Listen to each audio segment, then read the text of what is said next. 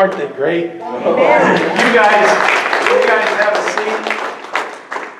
And you know, with the guys that have served this congregation as far as music have done such a great job. One of the best things they do for us is send us their friends. So yeah, isn't this cool? I mean, this is just cool. Yeah. By the way, Harmony is a junior in college over there in Cookeville. What are you taking, by the way? What's your major? It's multidisciplinary studies. Oh, that's code for I haven't made up my mind. Yeah, I haven't made up my mind yet. Funny, yeah, that is funny. Just so I tell college students that you're going to change your major probably on average 4 times. Boy, this all of this has just changed everything. It makes you rethink. And actually, one of my pet peeves about the church has been over the course of time. One of the things that we've shot ourselves in the foot, and that has to do with what happens when a family walks in the building. When a family walks in the building, traditionally the church, historically, the church has split them up and sent them off all in different directions. And yet, this ought to be a family thing. So in a weird way, the whole coronavirus and just being cautious with kids, we still have some families that are keeping their kids at home and in seclusion. We're doing children's programming just a little differently. So Adeline and Miles, are you here? Where's Adeline? Oh, there's Adeline. Where's Miles? Bathroom. Well, you guys, in just a second, when he finally shows up, have him come up. And so I've got a children's program. And just for a moment, when I grew up, the preacher would have a little children's moment like this, right? You remember that? How many of you remember that? Yeah, that's just because you're old. So, yeah. So, hey, Miles, you and Adeline come up here. And I'm hoping this will work out. So we're going to see if this works. Adeline, where are you? Oh, Mom and Dad are coming too. Now, I was at your house the other day. When I was at your house the other day, you were jumping all over me and all that. Come on, just have a seat on the ground. How about that? Does that sound good? Well, wait, before you have a seat in the ground, see all these old people in here? Do you know what? I'm going to teach you a lesson about Jesus. You know something important? Jesus tells these old people that in order to get into heaven, guess what they've got to have? What you have. Did you know that? Yeah, Jesus said, if you want to get into heaven, you've got to be like one of these. And he really, and this was just before he went to Jerusalem, and remember they put him on the cross, and he died, but then he rose up again. And he got kind of angry. He didn't get kind of angry, he got angry with his disciples for keeping the kids away. And he says, no, you don't understand. They have to get like you. And you know why? You have something we've forgotten about. You're cool. I mean, you really are. You're really cool. One of the things that makes you cool is, well, you find it easy to believe. Right? And one of the ways that you're cool, our spirits have to be broken. Really, we have to surrender in order to come to Jesus and get like you. And so some of the things that we think are important really aren't important. Because, there's not a whole lot of stuff that's important for you. Do you make your bed every morning? No. I didn't think so. Yeah.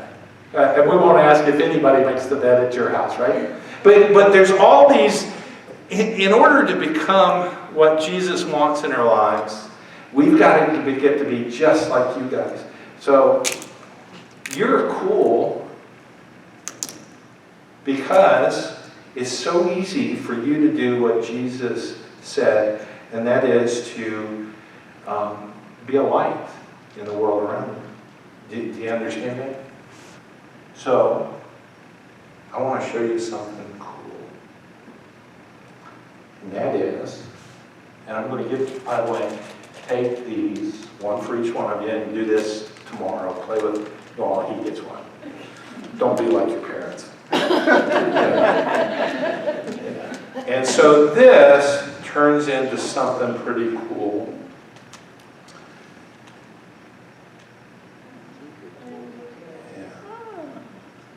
Yeah, I've got colored all that stuff. So you do this, and you make a ball. Oh. Yeah, and so you can play in the dark, and you've got a ball. Rick Brown, do you remember playing golf at Lake Aurora in the dark? See, we're not so old, we forget things, are we? Yeah, remember playing it right through the dorm and Julius Moody? Yeah, it was funny. What are you guys doing? We're reliving old memories. Yeah, because we're both old. Isn't this cool? Wow.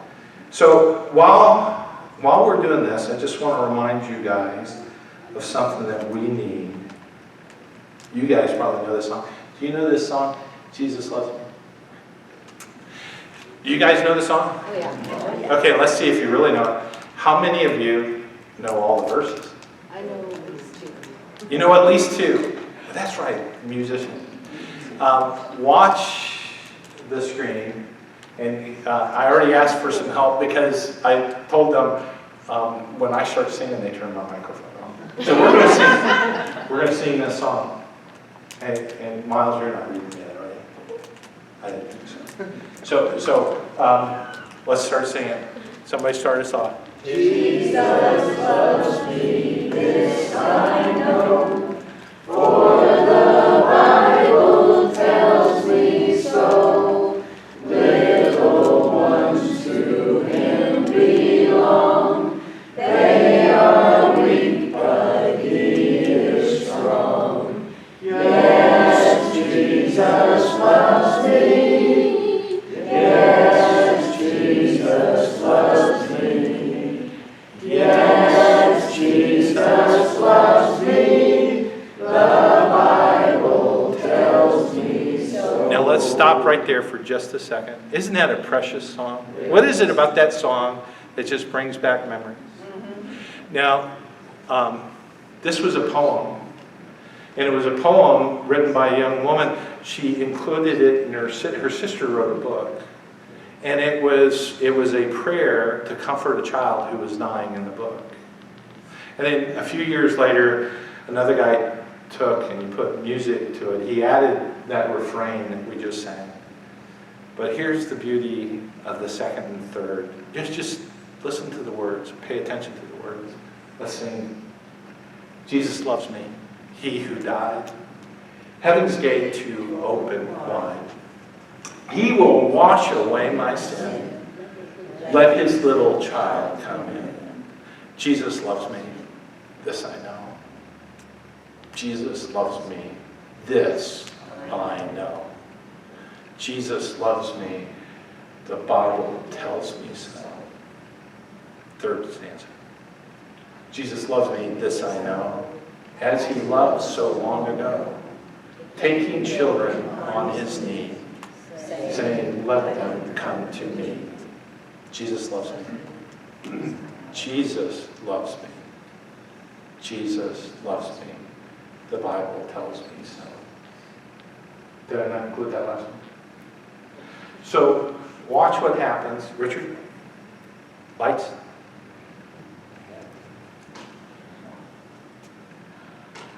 Oh, cool. Wow. There you go. That's for you. You get 3.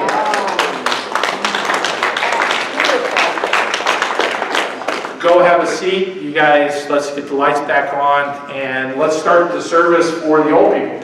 So, Yay, yeah, and Miles and Ellen. Let's hear it for the kids. Yay!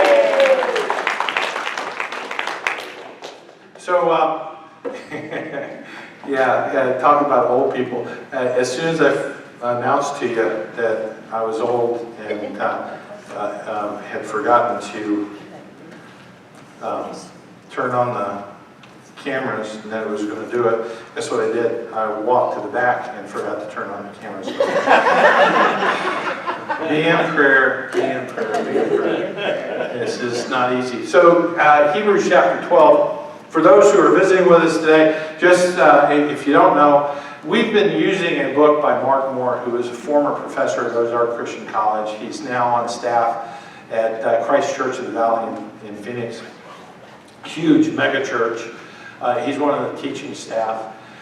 And he wrote this book with the premise that there are 52 passages within the Bible that are core to understanding the Christian faith.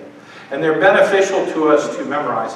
So 52 chapters, 52 essays, 52 memorizations, 52 just great, really earth-shattering sort of passages. And that's why we have it on our banners this year. You know, I said we're moving through this slowly. And I'm always amazed at how God orchestrates things.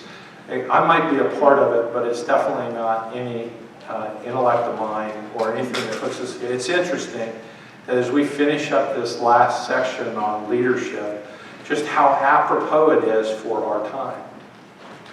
So we're going to start off with two of the most famous verses in the Bible. Surely, if you haven't already memorized it, you at least know this. They're going to be familiar to you. Therefore, since we are surrounded by such a great cloud of witnesses, let us throw off everything that hinders and the sin that so easily entangles, and let us run with perseverance the race marked out for us, fixing our eyes on Jesus, the pioneer and perfecter of our faith. For the joy set before him, he endured the cross, scorning its shame, and sat down at the right hand of the throne of God. Now, I am one of those that's a fan of, well, I believe, since this letter is anonymous, I'm a fan that Paul was the author. It's just got so many Pauline elements, Pauline structure in its language, Pauline themes. It just seems to, at the very, very least, be written by someone who knew Paul very well, or it was written by Paul. Now, not everybody agrees. If I were to say that at a college, you wouldn't start a fight, I don't think. But you would get people who would disagree, and they would argue for who they think it might be. I take and I look at this, and the therefore is one of those little keys. Because especially, you definitely do this in Greek anyway, with any of the New Testament writers, but with Paul in particular, when he drops that therefore bomb on the page, he's backing up everything that he said before. And so the writer of Hebrews throughout the book has been doing nothing but talking about Jesus. He talks about the supremacy of Jesus. He talks about him being after the order of Melchizedek, this priest that just shows up out of nowhere. He talks about him being the perfect high priest. He's better than the angels. Just over and over and over again throughout the book of Hebrews, it's reinforced Jesus, Jesus, Jesus, Jesus. And then we